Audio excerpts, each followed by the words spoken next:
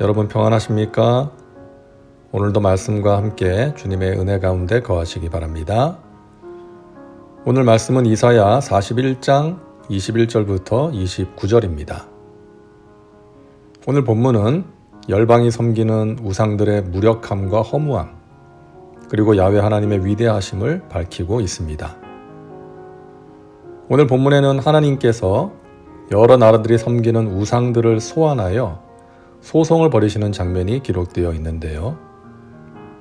너희가 참된 신인지 증거를 보이라는 것이죠. 21절입니다. 나 야훼가 말하노니 너희 우상들은 소송하라. 야곱의 왕이 말하노니 너희는 확실한 증거를 보이라. 하나님께서 우상들을 대상으로 소송하시는 이유가 무엇일까요? 수많은 영혼들이 돌덩어리, 쇳덩어리인 우상을 섬기며 나락으로 떨어지고 있었기 때문이었습니다. 특히 하나님의 선민인 유다 백성들 가운데에도 바벨론의 포로로 끌려간 뒤에도 회개하지 않고 바벨론의 우상들을 섬기는 사람들이 있었기 때문이었죠.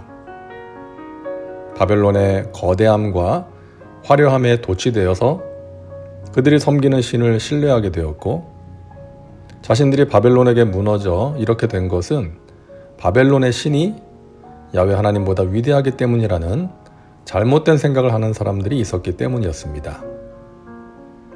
그래서 하나님께서는 제국의 신들을 소환해서 과연 누가 참된 신인지 증거를 보이라고 요구하시는 것입니다. 그렇다면 참된 신이 가져야 할 능력은 무엇일까요? 22절과 23절을 보겠습니다. 장차 당할 일을 우리에게 진술하라. 또 이전 일이 어떠한 것도 알게 하라. 우리가 마음에 두고 그 결말을 알아보리라.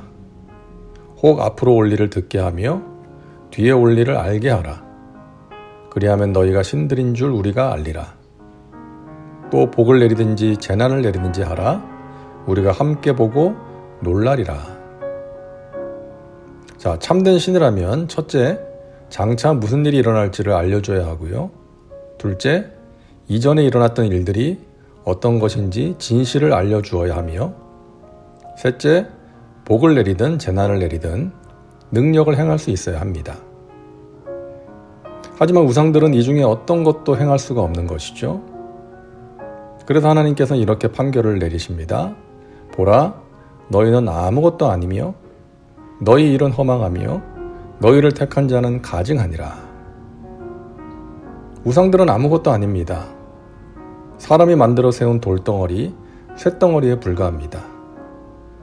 사람이 받침대를 세워주지 않으면 흔들리고 넘어지는 물건일 뿐입니다. 이들은 섬기는 자들에게 심리적인 위안을 줄 수 있을지는 몰라도 구원해 줄 능력도 미래의 일을 알려줄 능력도 없는 것입니다. 요즘 많은 사람들이 점을 보러 가죠. 미래를 신통하게 알아맞힌다는 점쟁이를 찾아가서 자신이나 자녀의 미래에 대해서 듣고 싶어 합니다. 그리고 미래를 좋은 방향으로 바꾸기 위해서 거액을 지불하고 구슬하거나 심지어 이름을 바꾸는 사람도 있죠. 예전에 2007년 8월 17일, 당시 우리나라에서 무속 산업이 급속도로 확장되고 있던 시기인데요. KBS 소비자 고발이라는 프로에서 실험을 한 적이 있습니다. 홍대 길목에 천막을 치고 사주를 보러 오는 사람에게 3가지 이야기를 했어요. 당신은 외향적이면서 내향적이야. 당신은 머리가 좋아. 당신은 고집이 있어.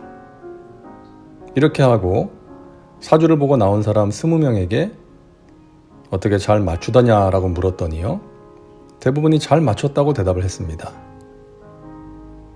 여러분 생각해 보세요. 성격은 외향적 아니면 내향적 아닙니까? 그리고 자신의 머리가 나쁘다고 생각하는 사람도 누가 머리가 좋다고 하면 기분이 좋은 것이죠. 그리고 고집이 없는 사람이 있겠습니까? 정도의 차이가 있을 뿐이지 어느 정도의 고집은 누구에게나 다 있는 것이죠. 이런 식으로 점집이나 사주를 보는 데서 이제 주로 하는 통상적인 멘트가 있는 것입니다. 예를 들어서 전체적으로 운은 좋게 타고났네요. 하지만 지금 원하는 대로 되지 않는 일들이 있죠. 가족들 간에 불화가 있을 수 있고 건강도 조심해야 합니다. 하지만 앞으로는 잘 될 운명입니다. 이런 말들이죠. 사람들은 누구나 원하는 대로 되지 않는 일이 있지 않습니까? 인생이 내 마음대로 되나요? 그리고 가족 간의 불화도 조금씩은 있고요.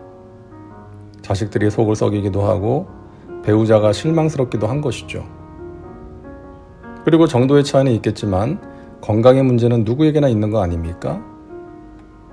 이처럼 누구에게나 있을 수 있는 공통된 내용, 건강이나 돈이나 인간관계 등에 대해서 애매하게 말하면서 마치 나에게 해당되는 것처럼 들리게 해서 내 이야기처럼 믿게 만드는 것이죠.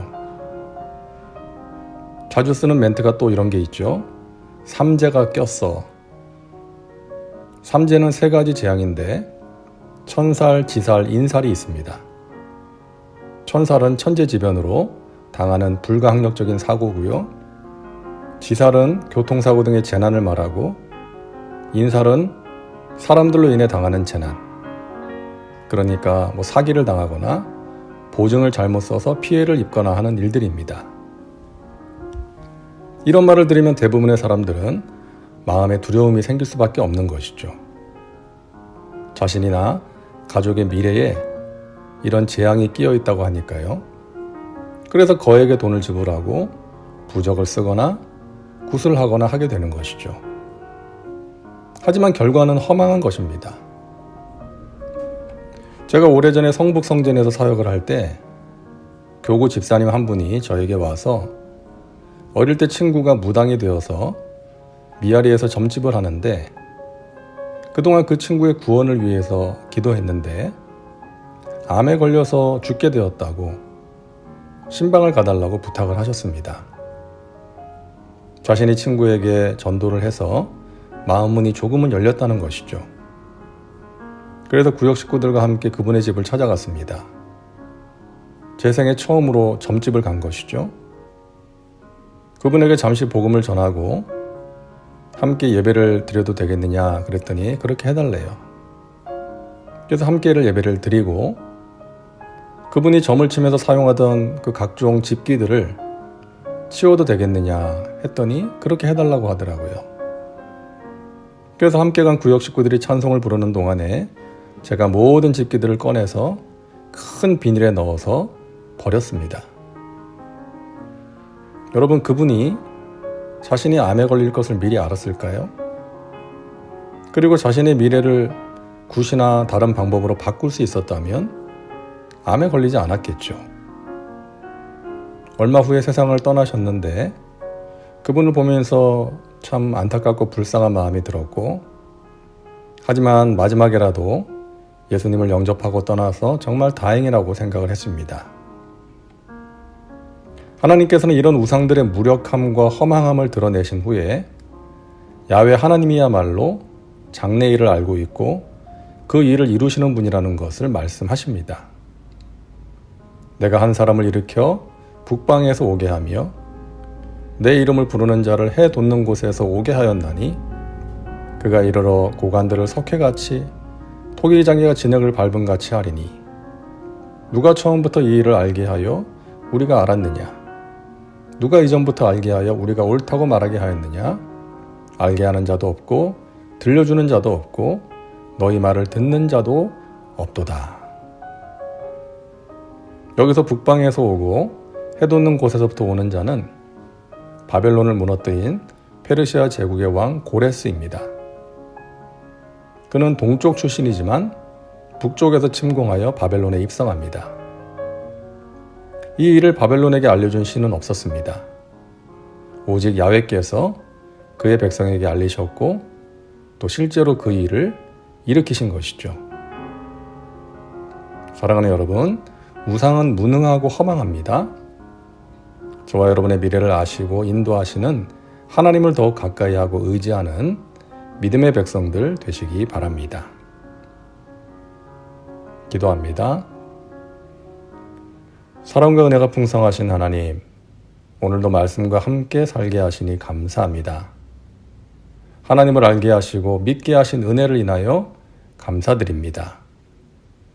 이 세상의 헛된 것들을 따라가지 않고 하나님의 말씀을 따라가게 하시니 감사합니다. 헛된 신을 섬기고 경배하는 불쌍한 영혼들을 구원하여 주셔서 하나님을 알고 하나님을 예배하게 하옵소서. 저 튀르키예 땅에 그와 같은 구원의 역사가 일어나게 하여 주시옵소서. 우리의 모든 것을 하나님께 맡깁니다. 가장 좋은 길로, 형통의 길로 인도하여 주옵소서. 예수님의 이름으로 기도하옵나이다. 아멘. 오늘도 말씀과 함께 은혜 가운데 거하시기 바랍니다. 여러분 사랑하고 축복합니다.